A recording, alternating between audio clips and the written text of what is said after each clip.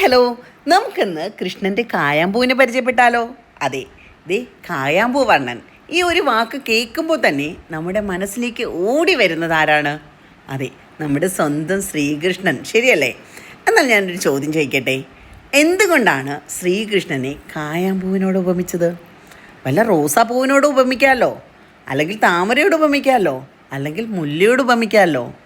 പക്ഷെ അതൊന്നും ചെയ്തില്ല. എന്തുകൊണ്ട് കായാമ്പൂ? അപ്പോൾ ഇന്ന് നമ്മൾ പരിചയപ്പെടാൻ പോകുന്നത് ഈ ഒരു സാധാരണ മരമല്ല, കായാമ്പൂ മരത്തെയാണ്. അതെ, കൃഷ്ണൻ്റെ സൗന്ദര്യത്തിന് ഉപമയായ നൂറ്റാണ്ടുകളായി കഥകളിലും കവിതകളിലും ഭക്തിഗാനങ്ങളിലും ഒക്കെയായി ജീവിക്കുന്ന രഹസ്യങ്ങൾ നിറഞ്ഞ ഒരു വൃക്ഷമാണ് ശരിക്കും ഈ കായാമ്പൂ മരം. അതെ, ശരിക്കും കേരളത്തിലെ പഴയ കവിതകളിലും കൃഷ്ണഭക്തി ഗാനങ്ങളിലും ഒക്കെ കായാമ്പൂ വർണ്ണൻ എന്ന പ്രയോഗം ഒരുപാട് കാണാം. നിങ്ങളും കേട്ടിട്ടുണ്ടാവും അല്ലേ? അപ്പോൾ കായാമ്പൂവിൻ്റെ നിറം സാധാരണ ഒരു നീല അല്ല കേട്ടോ. അതൊരു വയലറ്റ് ഉണ്ട്, കടുനീലയുണ്ട്, കറുപ്പിൻ്റെ ഒരു ചായയുണ്ട്. അതുപോലെ തന്നെയായിരുന്നു കൃഷ്ണൻ്റെ വർണ്ണമെന്നാണ് കവികൾ സങ്കല്പിച്ചിരുന്നത്. അതുകൊണ്ടാണ് കായാമ്പൂ വർണ്ണൻ, കായാമ്പൂ കണ്ണൻ എന്നിങ്ങനെ വിശേഷിപ്പിക്കാൻ തുടങ്ങിയത്. ശരിക്കും പറഞ്ഞാലുണ്ടല്ലോ, ഒരു പൂവിന് ഒരാളുടെ സൗന്ദര്യത്തിന് ഉപമയാകാൻ കഴിഞ്ഞു എന്ന് തന്നെ എത്ര വലിയ ബഹുമതിയാണെന്ന് ചിന്തിച്ചിട്ടുണ്ടോ? ഇന്നാണെങ്കിൽ പലരും കായാമ്പൂ മരം കണ്ടിട്ട് പോലും ഉണ്ടാവില്ല അല്ലേ? ശരിക്കും ഒരു കാലത്ത് ക്ഷേത്ര പരിസരങ്ങളിലും നാട്ടിൻപുറങ്ങളിലും പുഴയോരങ്ങളും മലയിടുക്കുകളിലും ഒക്കെ ധാരാളമായിട്ട് ഈ കായാമ്പൂ ഉണ്ടായിരുന്നു.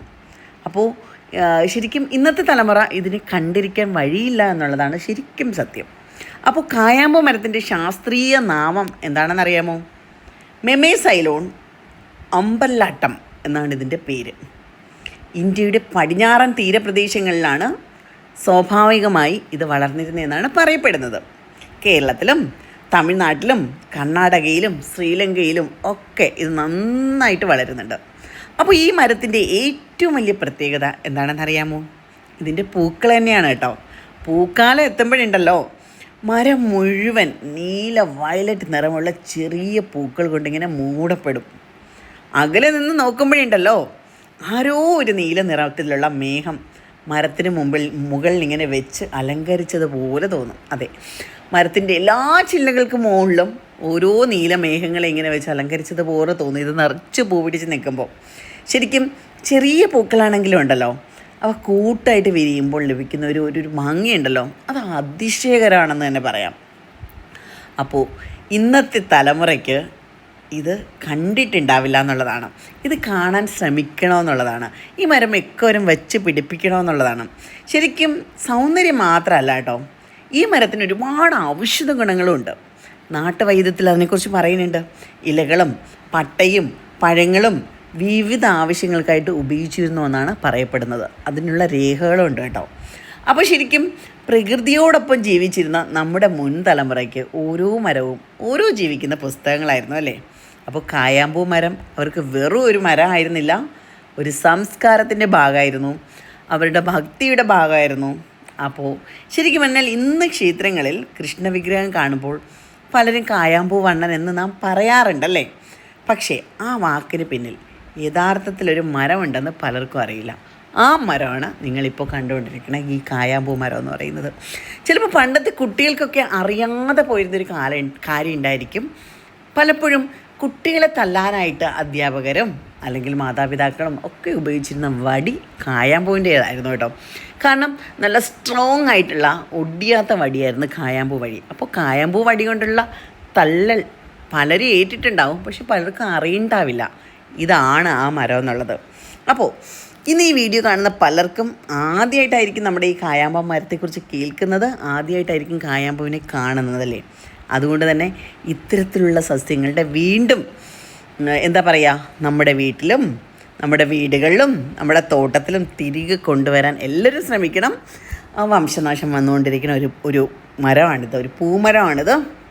അപ്പോൾ ഈ മരം നട്ടുപിടിപ്പിക്കുന്നത് വെറും ഒരു ചെടി വളർത്തൽ മാത്രമായിട്ട് കാണണ്ട, ഒരു സംസ്കാരത്തിൻ്റെ സംരക്ഷിക്കലായിട്ട് കണ്ടാൽ മതിയാവും, അല്ലെങ്കിൽ ഒരു കഥയുടെ സംരക്ഷിക്കലായിട്ട് കണ്ടാൽ മതിയാവും. ഒരു തലമുറയുടെ ഓർമ്മകൾ അടുത്ത തലമുറയിലേക്കുള്ള കൈമാറ്റമാണെന്ന് പറയില്ലേ?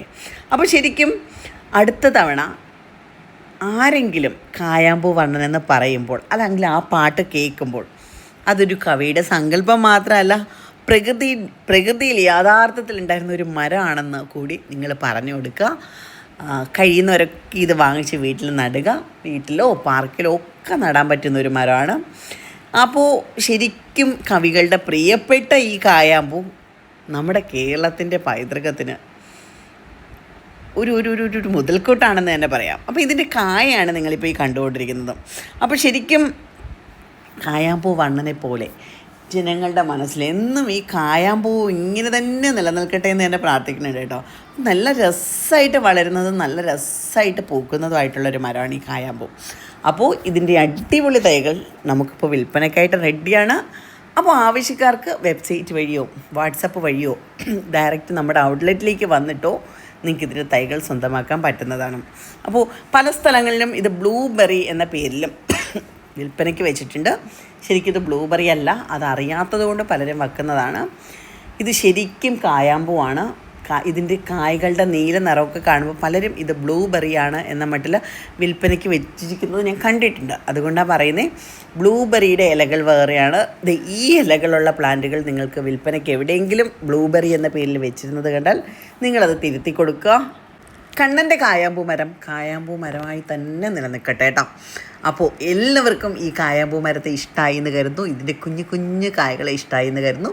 ഇത് പൂക്കൾ കഴിഞ്ഞ സമയത്താണ് കേട്ടോ എനിക്ക് വീഡിയോ എടുക്കാൻ പറ്റുന്നത്.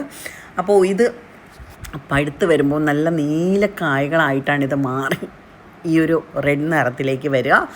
അപ്പോൾ അടുത്ത പ്രാവശ്യം ഇത് പൂക്കുമ്പോൾ ഇതിൻ്റെ കായകളും ഒക്കെ കാണിച്ചു തരാൻ ഞാൻ ശ്രമിക്കാം കേട്ടോ. അപ്പോൾ എന്തായിരുന്നാലും ഈ കായാമ്പൂ മരത്തെ നിങ്ങൾക്ക് എല്ലാവർക്കും ഇഷ്ടമായി എന്ന് തന്നെ ഞാൻ കരുതുന്നുണ്ട്. അപ്പോൾ ഇഷ്ടമായിട്ടുണ്ടെങ്കിൽ ലൈക്ക് ചെയ്യുക, ഷെയർ ചെയ്യുക, കമൻറ്റ് ചെയ്യുക. നിങ്ങളുടെ അഭിപ്രായങ്ങൾ കമൻറ്റായി തന്നെ രേഖപ്പെടുത്തുക. അതുപോലെ തന്നെ നമ്മുടെ ചാനൽ സബ്സ്ക്രൈബ് ചെയ്യാത്ത ആരെങ്കിലും ഈ വീഡിയോ കാണുന്നുണ്ടെന്നുണ്ടെങ്കിൽ നമ്മുടെ ചാനലൊന്ന് സബ്സ്ക്രൈബ് ചെയ്തേക്കുക. അടുത്തൊരു ബെൽ ബട്ടൺ ഉണ്ടാവും. ആ ബെൽ ബട്ടൺ കൂടി ഞെക്കിക്കഴിഞ്ഞാൽ നമ്മുടെ അപ്പോൾ ഉള്ള വീഡിയോസ് അപ്പോൾ തന്നെ നിങ്ങൾക്ക് കിട്ടുന്നതായിരിക്കും. അപ്പോൾ ഞാൻ പറഞ്ഞു വന്നത് എന്താണെന്ന് വെച്ചാൽ ഇതുപോലുള്ള ഒരുപാട് വെറൈറ്റി പൂമരങ്ങളുടെയും മൺമറഞ്ഞു പോകുന്ന മരങ്ങളുടെയും റെയർ പ്ലാന്റുകളുടെയൊക്കെ വീഡിയോസ് ഇനിയും നമ്മുടെ ചാനലിലേക്ക് വരുന്നുണ്ട്. അപ്പോൾ ചാനൽ സബ്സ്ക്രൈബ് ചെയ്യാത്തവർ സബ്സ്ക്രൈബ് ചെയ്ത് കാണാൻ ശ്രമിക്കുക. അടുത്തൊരു ബെൽ ബട്ടൺ ഉണ്ടാവും. ബെൽ ബട്ടൺ കൂടെ ഞെക്കിക്കഴിഞ്ഞാൽ നമ്മുടെ അപ്പോൾ ഉള്ള വീഡിയോസ് അപ്പോൾ തന്നെ നിങ്ങൾക്ക് കിട്ടുന്നതായിരിക്കും. അപ്പോൾ ഇന്നത്തെ ഈ വീഡിയോയും ഈ പൂമരവും നിങ്ങൾക്ക് ഇഷ്ടമായോ? കായാമ്പൂ നിങ്ങൾ ആദ്യമായിട്ടാണോ കാണുന്നത്, അതോ ഇതിന് മുന്നേ നിങ്ങൾ കണ്ടിട്ടുണ്ടോ? കായാമ്പൂവിന് നിങ്ങളുടെ നാട്ടിൽ വേറെ എന്തെങ്കിലും പേരൊക്കെ ഉണ്ടോ? എന്ത് തന്നെയായിരുന്നാലും നിങ്ങൾക്കത് കമൻറ്റിലൂടെ നമ്മളെ അറിയിക്കാവുന്നതാണ്. അപ്പോൾ ഇന്നത്തെ വീഡിയോ കഴിയുന്നു. എല്ലാവർക്കും നല്ലൊരു ദിവസം ആശംസിക്കുന്നു. അപ്പോൾ അടുത്ത ദിവസം അടുത്ത വീഡിയോ ആയിട്ട് വരുന്നവരേക്കും ടാറ്റാ.